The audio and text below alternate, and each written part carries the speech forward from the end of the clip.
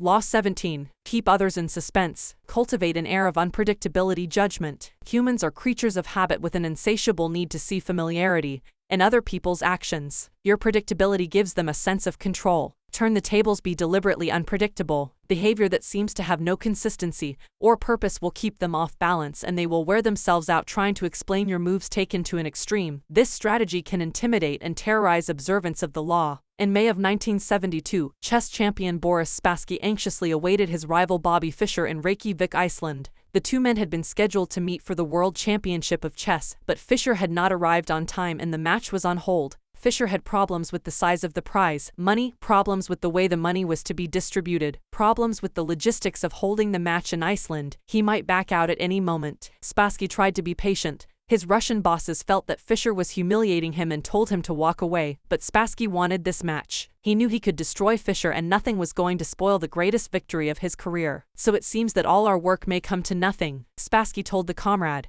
But what can we do? It is Bobby's move. If he comes, we play. If he does not come, we do not play. A man who was willing to commit suicide as the initiative Fischer finally arrived and wreak havoc. But the problems and the threat of cancellation continued. He disliked the hall where the match was to be fought. He criticized the lighting. He complained about the noise of the cameras. He even hated the chairs in which he and Spassky were to sit. Now, the Soviet Union took the initiative and threatened to withdraw their man. The bluff apparently worked. After all the weeks of waiting, the endless and infuriating negotiations, Fischer agreed to play. Everyone was relieved, no one more than Spassky. But on the day of the official introductions, Fischer arrived very late, and on the day when the match of the century was to begin, he was late again. This time, however, the consequences would be dire. If he showed up too late, he would forfeit the first game. What was going on? Was he playing some sort of mind game, or was Bobby Fischer perhaps afraid of Spassky? It seemed to the assembled grandmasters and to Spassky that this young kid from Brooklyn had a terrible case of the jitters. At 5:09, Fischer showed up exactly 1 minute before the match was to be cancelled. The first game of a chess tournament is critical, since it sets the tone for the months to come. It is often a slow and quiet struggle, with the two players preparing themselves for the war and trying to read each other's strategies. This game was different. Fischer made a terrible move early on,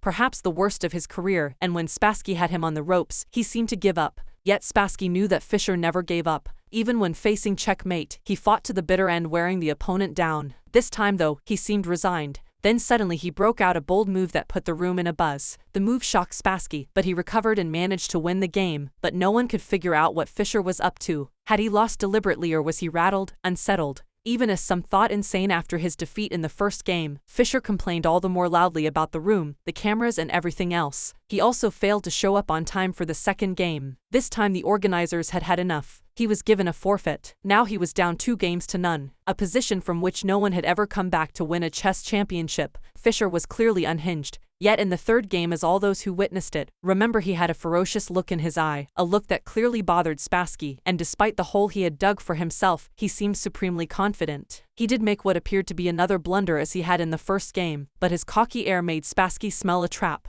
Yet, despite the Russian's suspicions, he could not figure out the trap, and before he knew it, Fischer had checkmated him. In fact, Fischer's unorthodox tactics had completely unnerved his opponent. At the end of the game, Fischer leaped up and rushed out, yelling to his confederates as he smashed a fist into his palm, "I am crushing him with brute force." In the next games, Fischer pulled moves that no one had seen from him before, moves that were not his style. Now Spassky started to make blunders. After losing the sixth game, he started to cry. One grandmaster said after this, "Spassky has got to ask himself if it's safe to go back to Russia." After the eighth game, Spassky decided he knew what was happening. Bobby Fischer was hypnotizing him. He decided not to look Fischer in the eye. He lost anyway. After the 14th game, he called a staff conference and announced an attempt is being made to control my mind. He wondered whether the orange juice they drank at the chess table could have been drugged. Maybe chemicals were being blown into the air. Finally, Spassky went public, accusing the Fischer team of putting something in the chairs that was altering Spy's mind. The KGB went on alert. Spassky was embarrassing. The Soviet Union, the chairs were taken apart and x-rayed. A chemist found nothing unusual in them. The only things anyone found anywhere, in fact, were 2 dead flies in the lighting fixture. Spassky began to complain of hallucinations. He tried to keep playing, but his mind was unraveling. He could not go on. On September 2nd, he resigned. Although still relatively young, he never recovered from this defeat. Interpretation in previous games between Fischer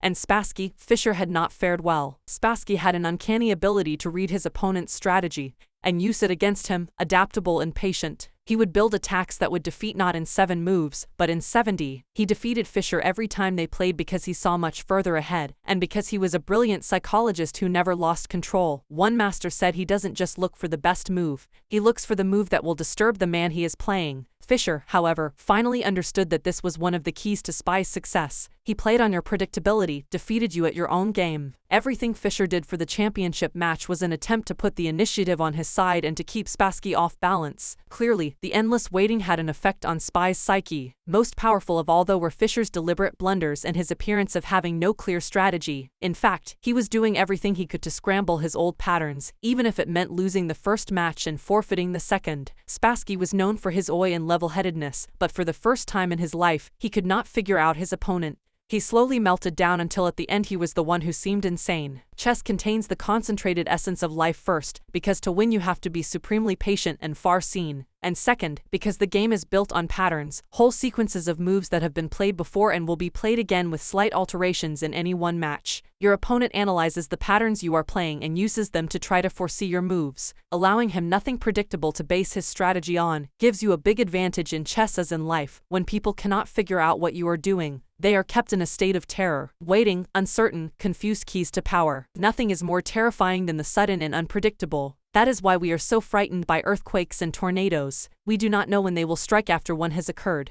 We wait in terror for the next one to a lesser degree. This is the effect that unpredictable human behavior has on us. Animals behave in set patterns, which is why we are able to hunt and kill them. Only man has the capacity consciously to alter his behavior, to improvise and overcome the weight of routine and habit. Yet most men do not realize this power. They prefer the comforts of routine, of giving into the animal nature that has them repeating the same compulsive actions time and time again. They do this because it requires no effort and because they mistakenly believe that if they do not unsettle others, they will be left alone. Understand, a person of power instills a kind of fear by deliberately unsettling those around him to keep the initiative on his side. You sometimes need to strike without warning to make others tremble when they least expect it. It is a device that the powerful have used for centuries. Unpredictability is most often the tactic of the master, but the underdog too can use it to great effect. If you find yourself outnumbered or cornered, throw in a series of unpredictable moves. Your enemies will be so confused that they will pull back or make a tactical blunder. People are always trying to read the motives behind your actions and to use your predictability against you. Throw in a completely inexplicable move, and you put them on the defensive because they do not understand you. They are unnerved and in such a state you can easily intimidate them. Unpredictability is not only a weapon of terror. Scrambling your patterns on a day-to-day basis will cause a stir around you and stimulate interest. People will talk about you, ascribe motives and explanations that have nothing to do with the truth, but that keep you constantly in their minds. In the end, the more capricious you appear, the more respect you will garner. Only the terminally subordinate act in a predictable manner.